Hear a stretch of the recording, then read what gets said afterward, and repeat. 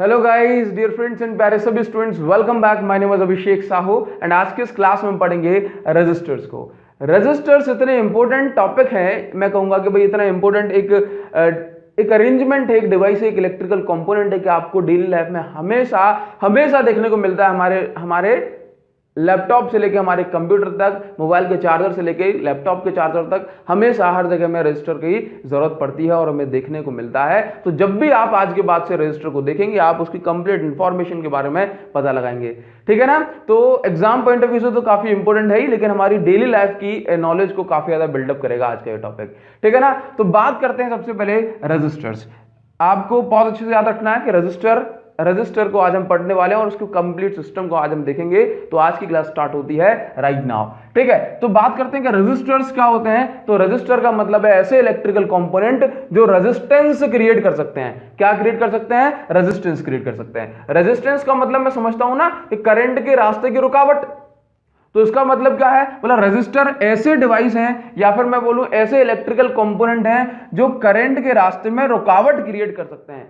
अब एक बात बताओ, करंट के रास्ते में रुकावट क्रिएट करना या रेजिस्टेंस क्रिएट करना, ये अच्छी बात है क्या? जब भी हम रेजिस्टेंस को सुनते हैं, आपके दिमाग में एक बार जरूर ये टच करती होगी ये बात कि भाई रेजिस्टेंस का मतलब बेकार, मतलब करंट को रोक रही है जाने से। बताओ कितनी गंदी है कि करंट को रोक रही है जाने से। तो उसका मतलब ये बताओ कि पहले रेजिस्टेंस गंदी है अच्छी है?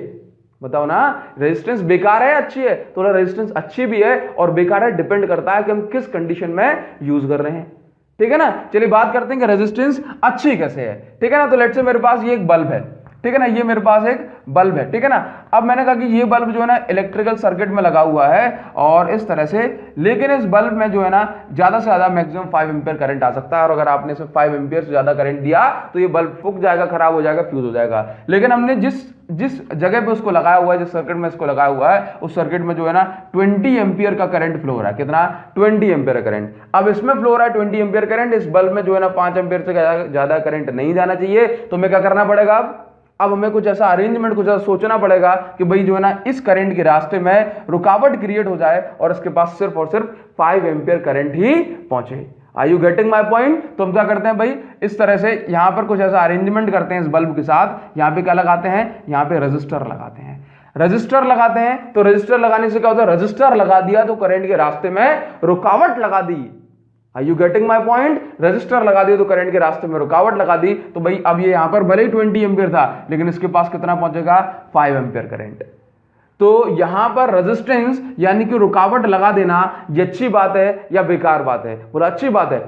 तो रजिस्टर्स को हम एक अच्छे फॉर्मेट में, एक अच्छे माइंडसेट को ध्यान में रखते हुए यूज करते हैं। क्लियर है? तो पहली चीज ये बताओ कि रजिस्टर का काम क्या। तो और ये क्या, ये डेफिनेशन एकदम 100% करेक्ट हो सकती है? तो हमारा आंसर ये सही तो है, लेकिन पूरी तरह से सही नहीं है। या सही तो है लेकिन अधूरी है, मैं ये कहूंगा। बिकॉज देखो, register is an electrical component that can create, आप यहां पे लिखो डिजायर्ड रेजिस्टेंस। का? Desired resistance. हमारी इच्छा के हिसाब से जितनी रेजिस्टेंस हमें चाहिए उतनी रेजिस्टेंस हम रजिस्टर से क्रिएट कर सकते हैं। अच्छा बोलो, रजिस्टर कैसे देखने को, आपको कितने टाइप के होते हैं, किस तरह के दिखाई देते हैं, सारी बातें आपको बताएंगे। लेकिन अब आपको एक कॉन्सेप्ट अपना बिल्डअप करके रखना है। मतलब रजिस्टर्स क्या सिंपल वो इलेक्ट्रिकल कंपोनेंट है जो रेजिस्टेंस क्रिएट कर सकता है, या फिर डिजायर्ड रेजिस्टेंस अपनी इच्छा के हिसाब से? तो हमारा आंसर है अपनी इच्छा के हिसाब से जितनी वैल्यू वाली रेजिस्टेंस हमें चाहिए होती है उतनी वैल्यू वाला रजिस्टर हम लगा सकते हैं। हमें 100 ओम चाहिए ना, तो 100 ओम वाला रजिस्टर लगाएंगे। अगर हमें 10,000 ओम चाहिए तो हम 10,000 ओम वाला रजिस्टर लगाएंगे, ठीक है। रजिस्टर कैसे दिखाई देते हैं उस पर भी बात करते हैं, लेकिन रजिस्टर कितने टाइप के होते हैं इस पे पहले बात करते हैं, ठीक है ना। फिर एक एक करके सारे कॉन्सेप्ट को क्लियर करते चलेंगे। मैंने कहा रजिस्टर हमारे बेसिकली 2 टाइप के होते हैं। कितने टाइप के? 2 टाइप के। तो आप सबसे पहले लिखें वायर बाउंड, वायर मतलब वही जो तार वाला वायर बाउंड रजिस्टर, ठीक है ना। Second type is carbon register. क्या? Carbon register. इन्हीं रजिस्टर्स को हम पढ़ने वाले हैं। कार्बन रजिस्टर आज का हमारा मेन टॉपिक है, लेकिन इससे पहले वायर बाउंड रजिस्टर क्या होता है आप इसको जान लो। इसका नाम बता रहा है भाई, वायर बाउंड रजिस्टर। इसका मतलब क्या है कि हमारे पास क्या होता है, एक हमारे पास एक इंसुलेटिंग बेस होता है। क्या होता है? Insulating base. ठीक है, क्ले वगैरह, मिट्टी वगैरह का ये हो सकता है, या फिर कोई दूसरा मटेरियल हो सकता है, लेकिन इंसुलेटिंग होगा। इस इंसुलेटिंग मटेरियल के ऊपर जो है ना एक वायर बंधा होता है, एक वायर बंधा होता है, दैट्स व्हाई हम कहते हैं इसको वायर बाउंड रेजिस्टर। अब पूरी बात सुनो, ये वायर किस चीज का होता है, कौन सा मटेरियल होता है, तो ये वायर अलॉय का बना होता है। किसका बना होता है, अलॉय, है ना। अलॉय कौन कौन सा अलॉय होता है भाई, हम ऐसा बोल सकते हैं ये वायर नाइक्रोम वायर हो सकता है। नाइक्रोम वायर समझते हो, जैसे मान लो कभी आपने हीटर पे खाना बनवाया हो अपने घर में, तो वो वायर कौन सा, नाइक्रोम वायर। इसके अलावा जो है ना यहाँ पे मैंगनीन वायर हो सकता है, ठीक है। इसके अलावा जो है ना यहाँ पे कॉन्स्टेंटन वायर हो सकता है। कौन सा, कॉन्स्टेंटन वायर, ठीक है। ये कैसे वायर होते हैं, बोला ये अलॉय वायर होते हैं, लेकिन इनकी जो रेजिस्टिविटी है ना वो बहुत हाई होती है। इसका मतलब है इसके एक यूनिट लेंथ में जो रेजिस्टेंस की वैल्यू है वो काफी ज्यादा हाई होती है, ठीक है ना। तो ये कैसे वायर है, बोला ये रेजिस्टेंस वायर है। इसका मतलब है अगर इनसे करंट फ्लो होगा तो ये जो वायर है रेजिस्टेंस ज्यादा क्रिएट करेगा। इसका मतलब है करंट के रास्ते में रुकावट क्रिएट करेगा। जितना बड़ा वायर उतनी ही बड़ी, दैट मीन जितनी बड़ी वायर की लेंथ उतनी ही ज्यादा रेजिस्टेंस ये क्रिएट कर सकता है, ठीक है। तो बोला कार्बन, तो ये वाले जो रेजिस्टेंस वो काफी अच्छे हैं, बोला हाँ बहुत अच्छे हैं, लेकिन इनका जो साइज होता है वो काफी बड़ा होता है। इतना बड़ा कि भाई उनको हम लैपटॉप के लिए यूज नहीं कर सकते, उनको हम जो है ना बल्ब के लिए यूज नहीं कर सकते, उनको अपने जो है ना चार्जर वगैरह के लिए यूज नहीं कर सकते। क्लियर है ना। तो इनका साइज कैसा बोला, इनका साइज इनकन्वीनियंट साइज है, थोड़ा सा बड़ा साइज है, ठीक है। तो ये तो जो साइज का बड़ा होना इसका एक डीमेरिट को रिप्रेजेंट कर रहा है, इसका एक लॉस रिप्रेजेंट कर रहा है, इसकी एक जो है ना कमी रिप्रेजेंट कर रहा है, ठीक है। जबकि इसका एक जो है ना एक बेनिफिट होता है कि भाई ये टेम्परेचर से इनसेंसिटिव होते हैं। कैसे होते हैं, टेम्परेचर इनसेंसिटिव हैं। टेम्परेचर इनसेंसिटिव का मतलब होता है कि इसकी रेजिस्टेंस को टेम्परेचर से फर्क नहीं पड़ेगा। इसकी बनावट इस तरह से है, इसको डिजाइन इस तरह से किया गया है इस वायर बाउंड रेजिस्टर को कि भाई टेम्परेचर अगर थोड़ा बहुत वेरी करता है तो उससे ये इनसेंसिटिव रहेगा, यानी कि उससे इसको मतलब ही नहीं है। नहीं तो नॉर्मली हम ये जानते हैं, नॉर्मली हम ये समझते हैं कि टेम्परेचर बढ़ा रेजिस्टेंस बढ़ी, टेम्परेचर कम हुआ रेजिस्टेंस कम होगी। तो उसका मतलब होगा टेम्परेचर से रेजिस्टेंस अफेक्ट होगी तो फिर क्या होगा, तो फिर हमारा जितनी रेजिस्टेंस हमें चाहिए होगी वो रेजिस्टेंस हमें नहीं मिल पाएगी। तो भाई इसका एक बेनिफिट है वायर बाउंड का कि ये टेम्परेचर इनसेंसिटिव है, ठीक है ना। लेकिन यूज नहीं कर सकते हम इसको नॉर्मली क्योंकि इनका जो साइज है कंपैरेटिवली ज्यादा है। अब बात करेंगे इसकी, जो हमारा आज का मेन टॉपिक है दैट मींस कार्बन है। बोला सर ये मेन टॉपिक नहीं था, ये भी मेन टॉपिक है, रजिस्टर का जो पार्ट है आपको जानकारी होना चाहिए, ठीक है ना। सेकंड इज कार्बन रजिस्टर, ठीक है। अब ये तो हमने बता दिया, बोला कैसा दिखता है, एक इंसुलेटिंग बेस के ऊपर एक आपने जो ना वो एक वायर रैप करके रखा हुआ है, यहां से करंट आएगा और यहां से करंट चला जाएगा।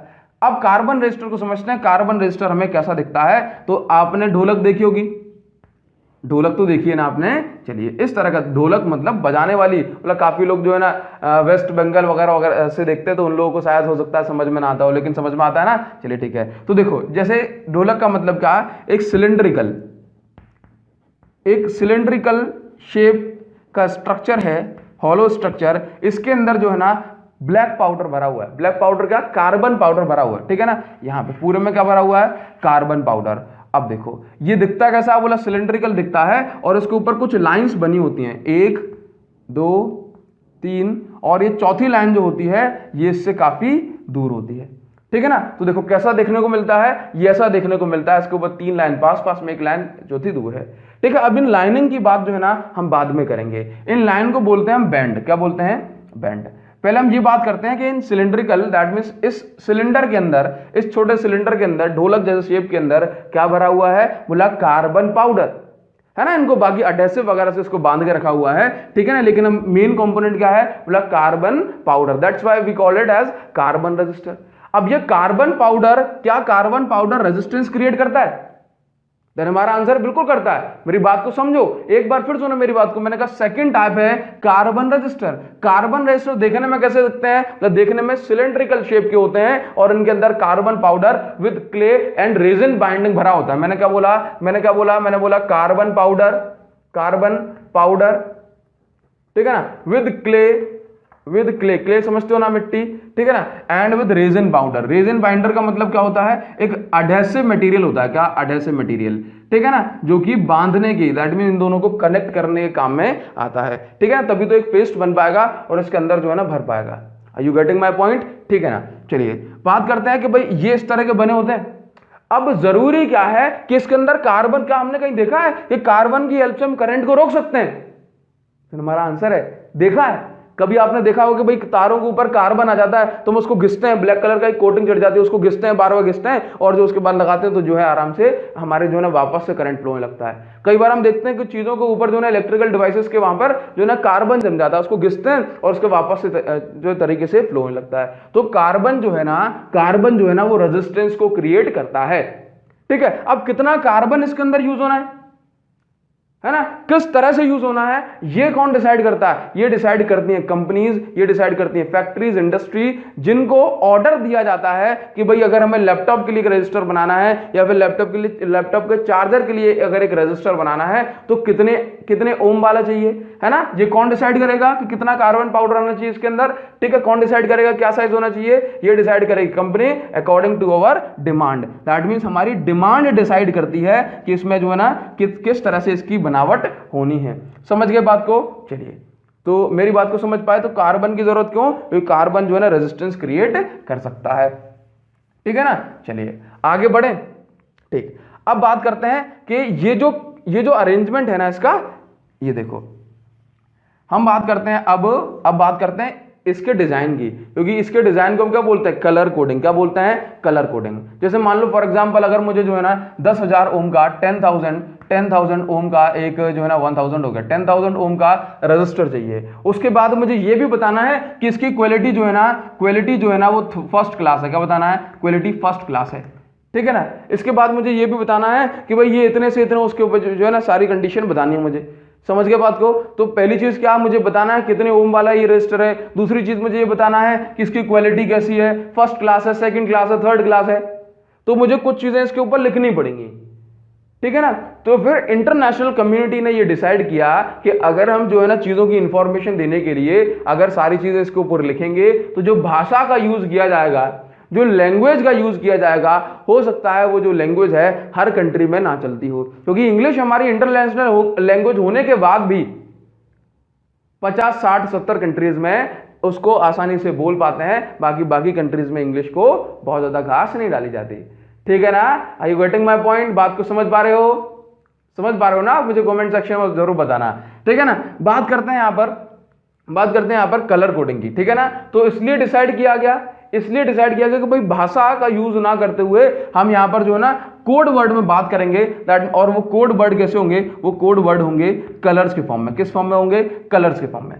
ठीक है। तो इसका इसलिए क्या किया गया कि भाई अब देखो बताया गया कार्बन रजिस्टर पे किस तरह की कोडिंग होगी, उस तरह की जो है ना हम वहां से प्रिडिक्ट कर सकेंगे कि जो है ना कितनी जो है ना रेजिस्टेंस इस पे लिखी हुई है। फॉर एग्जांपल ये जो लाइनिंग हो सकती है, ये भाई ऐसा हो सकता है रेड, ब्लू, ब्लैक हो जाए, और फोर्थ वाली लाइन जो हो सकती है वो गोल्ड हो सकती है, सिल्वर हो सकती है, या फिर यहाँ पे नो लाइन हो सकती है। क्या?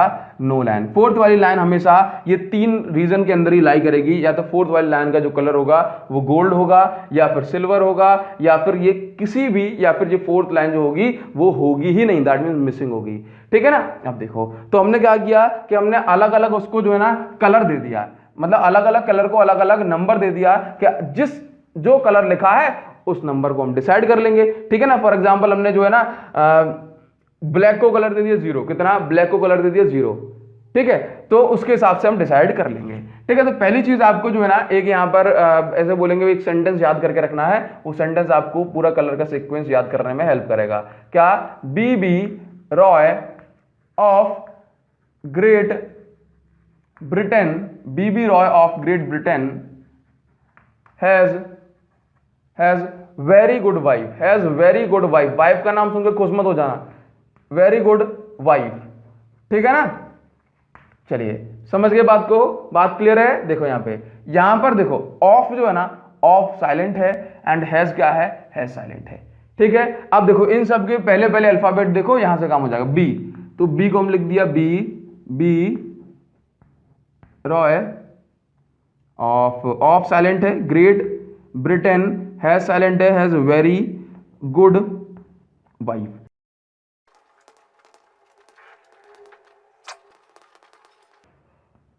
एट और ये 9। देखो हमने क्या किया कि भाई सभी को जो है ना अपना अपना नाम दे दिया, और हर नाम का एक अलग अलग नंबर हो गया है ना। स्टार्टिंग कहां से होती है? Black, blue, red, orange, yellow, green, brown, और वॉयलेट, ग्रे, व्हाइट, ठीक है ना। और सबका जो है ना सबके सामने उनका नंबर लिखा हुआ है। इसके बाद यहाँ पर जो है ना अब ये जो है ना इतना काम हो गया स्टार्टिंग के 3 बैंड के लिए, और चौथी बैंड जो है ना उसका काम होता है क्वालिटी को दिखाना। किसको दिखाना? क्वालिटी को। मान लो अगर ये चौथी बैंड जो यूज हुई है वो गोल्डन कलर की, किसकी? गोल्डन, ठीक है ना। तो गोल्ड कलर की अगर यूज हुई है तो इसका मतलब ये है कि ये 5% टॉलरेंस वाली होती है। अब ये 5% टॉलरेंस का मतलब क्या है? जैसे मान लो अगर आपने कंपनी से कहा सर मुझे अगर जो है ना 100 ओम का रजिस्टर बनवाना है, ठीक है ना, आपने 100 ओम के रजिस्टर का एक ऑर्डर दिया। अब आपने कहा मुझे जो है ना अपने जो है ना किसी भी अच्छी जगह पे यूज करना है, मैं चाहता हूं कि इसमें 100 ओम ही मुझे रेजिस्टेंस मिले, को थोड़ी बहुत ऊपर ज्यादा नहीं होनी चाहिए। तो कंपनी आपसे बोलेगी ऐसा नहीं हो सकता सर, कोई भी चीज 100% एफिशिएंट नहीं है ना। तो इसमें भी एरर के चांसेस होते हैं। अगर आपने हमसे 100 ओम का रजिस्टर अगर बनवाया है तो चांसेस हैं कि इसमें जो है ना 5% की एरर हो सकती है। तो ये जो फोर्थ वाली जो बैंड है ना वो हमें एरर को दिखाती है, या फिर मैं कह दूं क्वालिटी को दिखाती है। समझ गए ना? जिसकी जितनी कम एरर उतनी ज्यादा क्वालिटी। और यहां पे हम एरर के लिए जो वर्ड यूज करते हैं वो करते हैं टॉलरेंस। क्या यूज करते हैं? टॉलरेंस, ठीक है ना। चलिए अब अगर आपने गोल्डन बैंड वाला अगर रजिस्टर यूज किया तो इसका मतलब है कि वो फर्स्ट क्वालिटी है। क्या है? A1 क्वालिटी, फर्स्ट ग्रेड है, ठीक है। इसका मतलब कितनी एरर? केवल 5% की एरर। और अगर आपने जो है ना फोर्थ बैंड जो है ना यूज की है और उस पे जो है ना सिल्वर कलर है, तो सिल्वर कलर का मतलब है कि आपके रजिस्टर में 10% की एरर हो सकती है। कंपनी ने कहा कि भाई 100 ओम का ले जा रहे हो ना, तो ऐसा हो सकता है कि ये 90 ओम की रेजिस्टेंस दे सकता है, ऐसा हो सकता है कि 92 ओम की रेजिस्टेंस दे सकता है, यानी कि 10% की एरर के चांसेस होते हैं। तो ये कौन सी क्लास है? बोला ये सेकंड क्लास रजिस्टर है, क्योंकि इसमें एरर ज्यादा है। इसके बाद अगर आपने एक ऐसा रजिस्टर यूज किया जिसमें कोई चौथी लाइन है ही नहीं, यानी कि नो लाइन और मिसिंग लाइन, तो इसका मतलब यह है कि आपने जो रजिस्टर यूज किया है उसमें 20% से ज्यादा भी एरर हो सकती है। तो इसका मतलब है ये चाइना का माल है। समझ गया ना कैसा माल है? बोला चाइना का माल है, चल गया तो ठीक है, नहीं तो खेल खत्म है इसका, ठीक है ना। चलिए तो बात करते हैं। बोला सर कोरोना वायरस तो बहुत चल रहा है। हाँ जी, इसके बारे में कुछ नहीं कह सकते, ठीक है ना। तो देखो सिंपल सी बात है, यहां पे इतना हो गया, ठीक। अब देखो इसको, अब जो हमने समझा हुआ है यहाँ पे, अब उसको जो ना यूज करेंगे कार्बन कोटिंग के, मतलब जो हमारे कलर है ना उसको पहचानने की कोशिश करेंगे, ठीक है ना। अब पढ़ेंगे लेट्स अगर हमें कोई भी एक रजिस्टर मिल गया और उस रजिस्टर पे कलर दिया हुआ है तो हम किस तरह से पहचानेंगे, ठीक है ना। देखो कंडीशन समझो, लेट्स से हमारे पास जो है ना, हमारे पास यही रजिस्टर है। इस रजिस्टर पे कलर को जिस तरह से दिया गया कि फर्स्ट वाला जो रजिस्टर है उस पे जो है ना ब्लैक कलर है। क्या? Black colour. सेकंड, अच्छा ब्लू मान लें इसको, चलो ब्लू कलर दिया हुआ है। अब बोलो बी से सर ब्लू या ब्लैक, तो ये कलर दिया होगा ना, इस पे पहचान जाते हैं ना। तो ये मान लो कि आप इसको ब्लू कलर का है, ठीक है ना। अच्छा ब्लू, ठीक है। इसके बाद जो है ना सेकंड वाला जो हमें मिल गया वो है ब्राउन कलर का। थर्ड वाला जो हमें मिल गया वो है हमारा रेड कलर का। फोर्थ वाला हमें मिल गया गोल्ड, ठीक है। पहली चीज अब समझो कि यहां पर कौन सी चीज क्या रिप्रेजेंट करती है। देखो ये जो फर्स्ट वाली बैंड है ये फर्स्ट डिजिट को रिप्रेजेंट करेगी, जिसको हम बोलते हैं फर्स्ट सिग्निफिकेंट फिगर। सिग्निफिकेंट का मतलब आप इसको मान लें फर्स्ट डिजिट, ठीक है। ये किसको रिप्रेजेंट करेगी? बोला ये सेकंड को रिप्रेजेंट करेगी। ये किसको रिप्रेजेंट करेगी? बोला थर्ड को। नहीं, ये थर्ड को रिप्रेजेंट नहीं करेगी, ये रिप्रेजेंट करेगी मल्टीप्लायर को। इसको मल्टीप्लायर को, इसी चीज को हम बोलते हैं कि ये पावर ऑफ 10। क्या बोलते हैं? पावर ऑफ 10 की पावर को रिप्रेजेंट करती है तीसरी वाली लाइन। और चौथी वाली लाइन किसको रिप्रेजेंट करेगी? अब बताओ, आप बोलो किसको रिप्रेजेंट करेगी? बताओ ना। टॉलरेंस को। कितनी टॉलरेंस है, ठीक है ना। ये ऐसे ही बोल सकते हैं इक्वलिटी को, ठीक है। अब समझते हैं कि कैसी चीजें क्या होती हैं। बोला ब्लू का कलर देखो, यहां से ब्लू का कलर देखो, blue blue blue blue second number, या ब्लू सेकंड नंबर पे इसके आगे क्या लिखा हुआ है? बोला 1, तो हमने लिख दिया यहां पे 1, ठीक है। इसके बाद क्या बोला भाई? ब्लू ब्लैक को कितना नंबर दिया? बोला ब्लैक को दिया 0, ठीक है ना। इसके बाद क्या बोला? बोला रेड को नंबर कितना दिया? बोला 2, ठीक है। अब देखो ये फर्स्ट सिग्निफिकेंट फिगर बोला 1 लिख दिया, सेकंड सिग्निफिकेंट फिगर 2 लिख दिया। अब जो थर्ड वाला है ना, थर्ड वाला क्या दिखाता है? Power of 10। तो इसका मतलब ये है कि जो रेड का कलर कितना? बोला 2, तो इसका मतलब है 10 की पावर 2, ठीक है। और इसकी क्वालिटी अब ये लिख दो इसको ओम, तो इसका मतलब कितना हो गया? 10 इंटू 10 की पावर ओम, इसका मतलब है 1.0 इंटू 10 टू द पावर 3, 1000 ओम हो रहा है ना। तो हमने इसको इतना रिप्रेजेंट कर दिया गोल्ड कलर में। इसका मतलब है 5% एरर के चांसेस हैं। नहीं समझ में आया? एक और देखो, ठीक है। एक और बार देखो, लेट्स से हमारे पास ये दूसरा वाला एक रजिस्टर है, ठीक है, एक दूसरा रजिस्टर है। अब यहाँ पे समझने की कोशिश करना, ठीक है। इस रजिस्टर पे जो है ना इस तरह से लाइनिंग बनी हुई, एक लाइन, दो लाइन, तीन लाइन, और ये चौथी लाइन है हमारी सिल्वर कलर। कौन सी है? Silver colour. ये दे दिया आपको लेट से ROY, ये दे दिया ROY, है ना। जो हमारी लाइनिंग होगी उस पर एक रेड कलर की होगी, एक ऑरेंज कलर की होगी, एक येलो कलर की होगी। तो नंबर देख लो 2 3 4, है ना। तो R का कलर कौन सा? बोला 2। इसका कलर कौन सा? बोला 3। एंड Y का कलर कौन सा? बोला येलो, है ना, तो येलो कलर है 4। तो थर्ड वाली जो लाइन होती है वो पावर ऑफ 10 को रिप्रेजेंट करती है, तो इसका मतलब 10 टू द पावर 4। तो हम इसको क्या लिख सकते हैं? 23 इंटू 10 टू द पावर 4 ओम। ये इतनी रेजिस्टेंस हो गई। अगर हम इसको सही सिस्टम में लिखते हैं तो यहां पे एक पॉइंट लगा देंगे, 2.3 इंटू 10 टू द पावर 4 ओम। ठीक है ना, तो बात समझ गए। अब क्वालिटी बताओ इसकी, तो क्वालिटी सिल्वर लाइन है तो इसका मतलब है प्लस माइनस 10% ये एरर हो सकती है इसके अंदर। ठीक है, एक और तरीका होता है इनको रिप्रेजेंट। बोला सर अब तो जा रहे हैं हम, सीख गए हम तो सारी चीजें, इसको दूसरे तरीके से और रिप्रेजेंट करते हैं। अलग अलग कंट्री में आपको अलग अलग मिल सकता है। बोला इंडिया के अंदर ही 4 मिल जाएंगे। ठीक है, देखो इसके बाद एक और चीज समझ लो, एक एग्जाम्पल और, उसके बाद आगे बढ़ते हैं। लेट्स से हमारे पास ये रजिस्टर जो यूज हुआ, अब जो है ना ये रजिस्टर कुछ इस तरह का कि पहली लाइन, दूसरी लाइन, तीसरी लाइन, ठीक है, और ये चौथी वाली, फोर्थ वन। ठीक है, इसको समझते हैं। लेट्स से इनको यूज कर लिया, बोला yellow, green and brown, yellow, green and brown, और फोर्थ वाली लाइन चलो बोलते हैं इस पे है ही नहीं। ठीक है ना, मिसिंग है। फोर्थ लाइन क्या है? बोला फोर्थ लाइन मिसिंग है। तो इसका मतलब क्या? बोला येलो को देखो, येलो के सामने लिखा हुआ है 4 तो हमने लिख दिया 4, ग्रीन के सामने लिखा हुआ है 5 तो हमने लिख दिया 5, एंड ब्राउन, ब्राउन का मतलब क्या? ये तीसरी वाली लाइन, तो उसका मतलब है ब्राउन को देखो, ब्राउन, ब्राउन का मतलब 10 टू द पावर 6, ब्राउन के आगे 6 लिखा है ना तो उसका मतलब 10 टू द पावर 6, और फोर्थ लाइन मिसिंग है तो उसका मतलब ये थर्ड क्वालिटी अपना रजिस्टर है। क्लियर इतनी बात? चलिए आगे बढ़े। तो देखो, तो इसका मतलब क्या? 45 10 टू द पावर 6 ओम। इतनी रेजिस्टेंस इस पे लिखी हुई है और हमने इस कोडिंग सिस्टम को अब पहचान लिया। मेरी बात समझ पाएगा आप लोग? बताना पड़ेगा ना, मेरी बात समझ पाएगा? चलिए, तो इसके बाद देखो, इसी चीज को अगर हम दूसरे भाषा में लिखें, दैट मीन्स भाषा क्या, दूसरे इसको सिस्टम में, सही सिस्टम में लिखें, तो हम इसको पॉइंट लगाया और पॉइंट लगाने से 1 0 यहां पे बढ़ गई, तो हम इसको इस तरह से लिख सकते हैं। ठीक है ना, बात समझ में आई? अच्छा देखो, इसके बाद इन चीजों को रिप्रेजेंट करने के लिए एक तरीका और होता है। बोला सर क्या तरीका होता है? देखो ध्यान से देखना, यहां पर इसी चीज को ऐसा नहीं है कि केवल लाइनिंग वाला हमें देखने को मिलेगा, हमें एक रजिस्टर ऐसा भी देखने को मिल सकता है जिसके ऊपर जो है ना लाइन ना बनी हो, जिसके ऊपर लाइनिंग ना बनी हो। और अगर उसके ऊपर लाइनिंग ना बनी होगी तो हम कैसे पहचानेंगे? जरूरी नहीं होता ना कि हमारे पास एक ही टाइप के रजिस्टर हो। दूसरा टाइप का जो रजिस्टर है, दैट मीन दूसरे टाइप की जो कोडिंग है वो कुछ इस तरह से होती है कि भाई देखो अभी तक लाइन्स थी, अब लाइन नहीं होंगी। सेकेंड टाइप की कोडिंग में यहां पर जो है ना पूरी बॉडी पेंट होगी। क्या होगी? पूरी बॉडी पेंट होगी। जब पूरी बॉडी पेंट होगी तो फिर इसका मतलब ये हो गया कि इस बॉडी के कलर का भी कुछ मतलब होता है ना। इसको याद करने के लिए क्या, एक वर्ड को आप याद रख लेना, मतलब बैड आर। इसका मतलब क्या है? मतलब बैड आर। बैड आर का मतलब है, बी का मतलब है बॉडी, तो बॉडी पहले नंबर पे है ना, तो ये फर्स्ट सिग्निफिकेंट फिगर को दिखाएगी। ई का मतलब है एंड सेकंड नंबर पे है तो सेकंड सिग्निफिकेंट फिगर को दिखाएगी। डी दिखाएगी पावर ऑफ 10। क्या दिखाएगी? डी का मतलब क्या है? डॉट। डी का मतलब क्या? डॉट दिखाएगी आपके थर्ड सिग्निफिकेंट फिगर को। और आर का मतलब है रिंग। ये डॉट का मतलब क्या? ये डॉट कहां है? तीसरे नंबर पर। तीसरी वाली चीज क्या दिखाती है? मल्टीप्लायर, यानी कि पावर ऑफ 10। तो देखो हमारे पास रजिस्टर कुछ इस तरह का मिला कि लेट्स से इसकी पूरी बॉडी का जो कलर है वो है हमारा लेट्स से रेड कलर। ठीक है, इसके बाद जो है ना इसके किनारों पर, किनारों का मतलब क्या है? एंड क्या है? किनारों का मतलब क्या? एंड।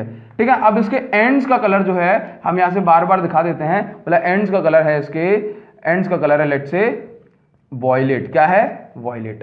ठीक है ना, इसको बॉडी का कलर क्या मान लें? ऐसा पूरा लिख देता हूं मैं। ठीक है ना, बॉडी का कलर है रेड, बॉडी का कलर है रेड।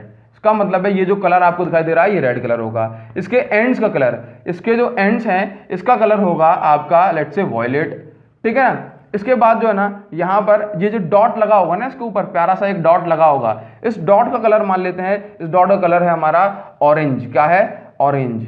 ठीक है, और उसके बाद जो है ना इसके ऊपर एक लाइन भी बनी होगी। लाइन फिर से क्या दिखाएगी? लाइन को हमने क्या बोला? एक रिंग। तो ये रिंग क्या होगी? ये रिंग मान लो कि भाई ये गोल्डन कलर की है। कैसी? गोल्ड। तो अब हमें प्रिडिक्ट करना है कि कितने ओम की रेजिस्टेंस इस पे लिखी हुई है। ठीक है, तो देखो सिंपल सी बात है, बोला बॉडी रेड कलर की है ना, तो रेड कलर को हमने कितना नंबर दिया, बोला 2। ठीक है, एंड कौन से कलर के, बोला वॉयलेट, तो वॉयलेट को हमने नंबर दिया 7। ठीक है, डॉट कितने नंबर पे आता है, देखो BED, तो डॉट कितने नंबर, बोला 3rd नंबर पे, तो डॉट कौन से कलर का, बोला ऑरेंज, तो तीसरे नंबर का मतलब क्या है, पावर ऑफ 10। तीसरा वाला जो टर्म दिखाता है क्या, पावर ऑफ 10, तो ऑरेंज का नंबर है 3, तो 10 टू द पावर 3। और गोल्ड क्या है, बोला गोल्ड दिखा रहा है ±5%, तो उसका मतलब मैं इसको किस तरह से लिख सकता हूं, 27 × 10 टू द पावर 3 ओम।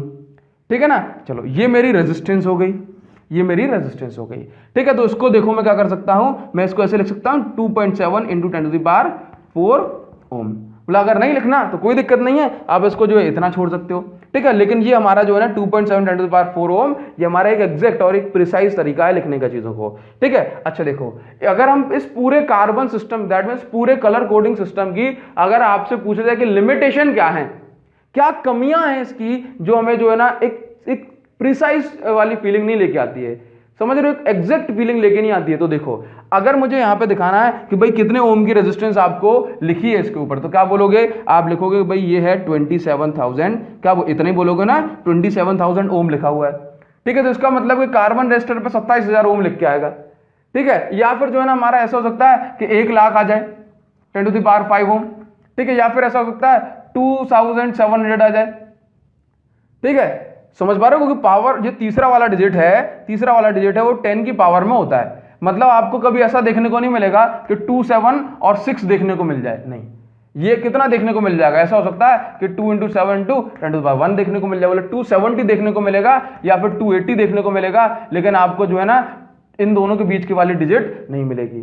समझ गए, तो इसका मतलब है अगर आपके ने जो रजिस्टर यूज किया है वो 1061 ओम का रजिस्टर यूज किया है, तो आपको 1061 लिखा हुआ नहीं मिलेगा, आपको सिर्फ 1000 ओम लिखा हुआ मिलेगा।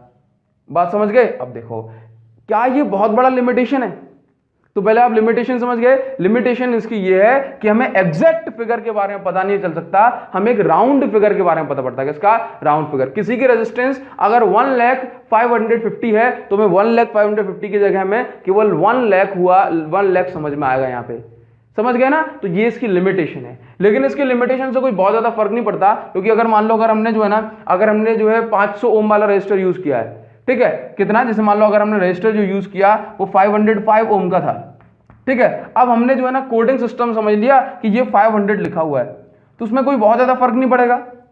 क्लियर ना, ठीक है। तो बस ये इसकी, तो अगर हम ऐसा बोले कि हम जो है 1-1 लाख ओम का रजिस्टर यूज कर रहे हैं और अगर यहाँ पे छोटा मोटा 2, 4, 10 लिखा हुआ हो तो उससे कोई मतलब नहीं होगा। ठीक है, तो ये इसकी लिमिटेशंस थी। ये पूरा सिस्टम था जो में कभी भी रोड पे डले हुए रजिस्टर मिल जाते हैं कभी भी, तो आप उनको उठाना और उनको पढ़ने की कोशिश करना, वापस से वहीं फेंक देना, तो दूसरे की चीज को उठाना नहीं चाहिए।